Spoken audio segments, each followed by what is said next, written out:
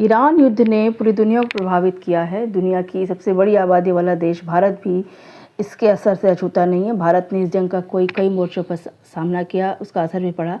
भारत में लोगों की सुबह सुबह की चाय 5 रुपये महंगी हो गई। इसकी वजह सिलेंडर की किल्लत है। इसके अलावा खाद, प्लास्टिक इंडस्ट्री पर भी सीधा असर पड़ रहा है। ईरान जंग शुरू हुए 25 दिन गुजर चुके हैं। 28 फरवरी 2026 के बाद दुनिया पहले जैसी नहीं रही। भारत समेत दुनिया के बड़े देश इस युद्ध से प्रभावित हुए हैं। इस जंग ने ग्लोबल एनर्जी मार्केट, व्यापार मार्ग, अर्थव्यवस्था को हिला दिया है।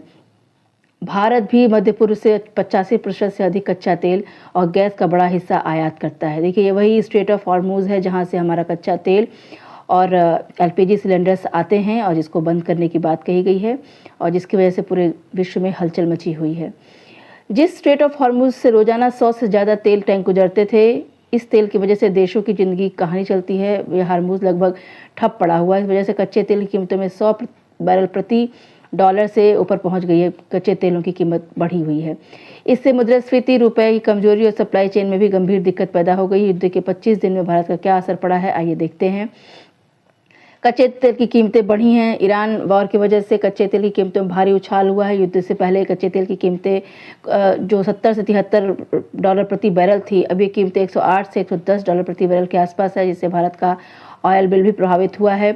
प्रीमियम पेट्रोल महंगा हुआ है। मिडिल ईस्ट में जंग से भारत में प्रीमियम पेट्रोल की कीमत भी प्रति लीटर 2.5 रुपये से बढ़ गई है, रुपए तक बढ़ गई है।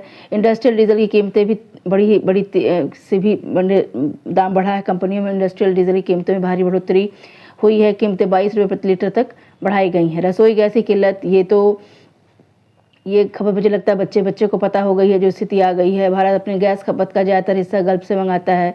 जंग की वजह से स्ट्रेट ऑफ हॉर्मूज बाधित है और गैस फील्ड पर ईरान हमले कर रहा है। कई खाड़ी देशों में भारत को गैस की सप्लाई बंद कर दी है। एलएनजी कीमतों में उछाल, आपूर्ति बाधाएं और शिपिंग लागत बढ़ने की वजह से भारत में गैस की किल्लत हो गई है।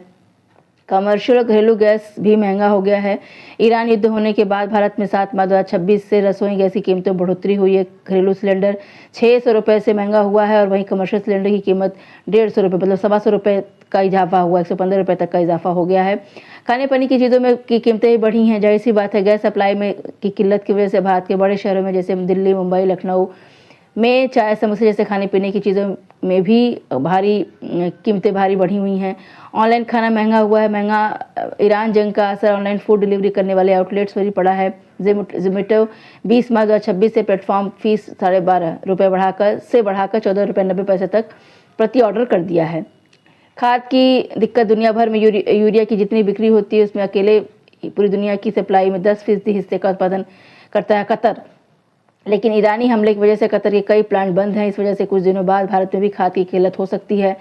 रुपया ईरान युद्ध में के 25वें दिन भारतीय रुपया के मुकाबले तेजी से बढ़ान पर है। युद्ध शुरू होने से पहले रुपया 90 रुपया था, 91 प्रति डॉलर था, जो अब लगातार बढ़ रहा है। एक डॉलर की कीमत 93 रुपये 70 पैसे थी।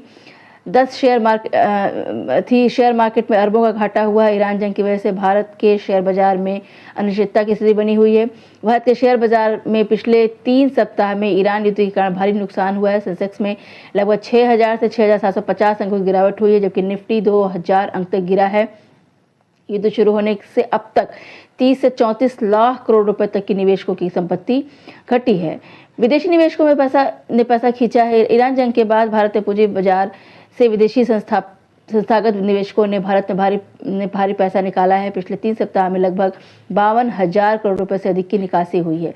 सोना चांदी की कीमतों में भी उछाल आया है। जंग शुरू होने के बाद सोना चांदी की कीमतें भी स्थिर बनी हुई हैं। इसमें ट्रेड के विपरीत भारी उतार चढ़ाव देखा जा रहा है। 19 मार्च को सोना और चांदी दोनों कीमतें गिरी थी। हवाई यात्रा महंगी हुई है। ईरान युद्ध के बाद मध्य पूर्व का हवाई क्षेत्र अस्थिर हो गया है, जिससे एयरलाइंस को अपने रूट बदलने पड़े। कई उड़ानें अब रद्द करनी पड़ी। इस पर ईंधन खपत, फ्लाइट समय और सीमा लागत बढ़ रही है। परिणामस्वरूप भारत से यूरोप, खाड़ी और अमेरिका जाने वाली उड़ानों की टिकट महंगे हो गए हैं। कई एयरलाइंस जैसे इंडिगो, एयर इंडिया, आकाशा एयर ने फ्यूल सरचार्ज बढ़ा दिया है। दर्जनों फ्लाइट्स कैंसिल। मध्य पूर्व का एयर स्पेस असुरक्षित होने से कई एयरलाइंस की उड़ानें रद्द कर दी हैं। ईरान और आसपास के इलाकों में बढ़ते खतरे के कारण दर्जनों अंतर्राष्ट्रीय फ्लाइट्स कैंसिल हुई हैं। इससे यात्रियों को भारी परेशानी, टिकट रिफंड में देरी और वैकल्पिक उड़ानों की कमी का सामना करना पड़ रहा है। भारत से यूरोप और खाड़ी देशों के बीच यात्रा खास तौर पर प्रभावित हुई है, जहां पर कनेक्टिविटी फ्लाइट्स भी बाधित हुई हैं। गल्फ से भारत आने वाले नागरिकों को भी परेशानी का सामना करना पड़ रहा है। पेट्रोकेमिकल सप्लाई का भी असर पड़ा। इस जंग पर का भारत के पेट्रोल सप्लाई चेन पर भी असर पड़ रहा है। पॉलीमर की कीमतें रिकॉर्ड स्तर पर पहुंचने से उड़ीसा के कई राज्यों में प्लास्टिक प्रसंस्करण उद्योग लगभग ठप होने की स्थिति में आ गया है। उद्योग से जुड़े सूत्रों के मुताबिक polypropylene, high density polyethylene, linear low density polyethylene, polyvinyl chloride और पीईटी रेजिन जैसे प्रमुख पॉलीमर की कीमतों में 68 से 78 रुपए तक की भारी बढ़ोतरी हुई है। प्लास्टिक उद्योग पर भी इसका असर पड़ा है। अगर पश्चिम एशिया की जंग बढ़ती रही और तेल की सप्लाई वंचित रही तो अप्रैल की शुरुआत में प्लास्टिक उत्पादों की कीमतों में 50 से 60% की बढ़ोतरी होने की आशंका है।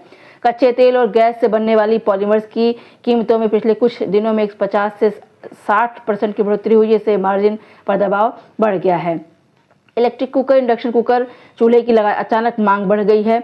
रसोई गैस महंगी होने के बाद इलेक्ट्रिक कुकर, इंडक्शन चूल्हों की बिक्री तेजी से बढ़ी है। बाहरी क्षेत्रों में लोग एलपीजी पर निर्भरता कम करने के लिए इन विकल्प की ओर बढ़ रहे हैं। बिजली से चलने वाले ये उपकरण अपेक्षाकृत किफायती और सुरक्षित माने जा रहे हैं। खुदरा बाजार और ई-कॉमर्स प्लेटफॉर्म पर इसकी मांग से स्पष्ट उछाल देखा जा सकता है। इसके कारण किचन उपकरण उद्योग को भी बढ़ावा मिल रहा है। खाड़ी देशों में फंसे भारतीयों को सुरक्षित निकालना बड़ी चुनौती बन गई है। हवाई क्षेत्र बंद होने, उड़ानें रद्द होने और समुद्री रास्तों पर खतरे के कारण निकासी अभियान जटिल हो गया है। लाखों प्रवासी भारतीयों की सुरक्षा, भोजन और अस्थायी ठहराव की व्यवस्था करना भी कठिन है। सरकार को विशेष उड़ानों और नौसैनिक मदद के जरिए बड़े स्तर पर रेस्क्यू ऑपरेशन चलाना पड़ रहा है। गल्फ देशों में 90 लाख भारतीय रहते हैं। विदेश मंत्री एस जयशंकर के अनुसार अब तक मिडिल ईस्ट से 67,000 भारतीयों को निकाला गया है। ईरान युद्ध के बाद खाड़ी देशों की अर्थव्यवस्था पर दबाव बढ़ने से वहां काम कर रहे भारतीयों की आय और रोजगार प्रभावित हो सकते हैं। इससे भारत आने वाला रेमिटेंस घटने का खतरा है। गल्फ में रहने वाले प्रवासी भारतीय हर साल 51 से 52 अरब डॉलर पैसा भारत भेजते हैं। खाड़ी देशों में निर्माण, तेल और सर्विस सेक्टर में मंदी आने पर लाखों प्रवासी भारतीयों की कमाई पर असर पड़ेगा, जिससे भारत की विदेशी मुद्रा, आम और घरेलू खर्चा क्षमता भी कमजोर हो सकती है। यूएई युद्ध के बाद खाड़ी में तनाव बढ़ने से भारत का निर्यात प्रभावित हुआ है। यूएई और अन्य खाड़ी देशों तक आने वाले समुद्री मार्ग महंगे और जोखिमपूर्ण हो गए हैं। शिपिंग लागत, बीमा प्रीमियम और डिलीवरी समय बढ़ने से व्यापार धीमा पड़ा है। खासकर जेम्स, ज्वेलरी, टेक्सटाइल, खाद्य उत्पाद और मशीनरी निर्यात पर असर पड़ा है। सिर्फ यूएई भारत का दूसरा सबसे बड़ा एक्सपोर्ट मार्केट है। अगर पूरी खाड़ी क्षेत्र को मिलाए तो भारत निर्माण का 100 अरब डॉलर का है। चाबहार पोर्ट पर भी असर पड़ रहा है। ईरान और अमेरिकी और इजराइल के बीच जंग की वजह से ईरान में भारत का चाबहार प्रोजेक्ट प्रभावित हुआ है। भारत ने फिलहाल यहां काम बंद कर दिया। ये कुछ ऐसी महत्वपूर्ण बातें हैं जिसका असर भारत पे पड़ रहा है। इस युद्ध का जो असर है वो भारत पे पड़ रहा है। आइए देखते हैं इसका आगे क्या इम्पैक्ट पड़ता है। इसको बस देखना है और समझना है।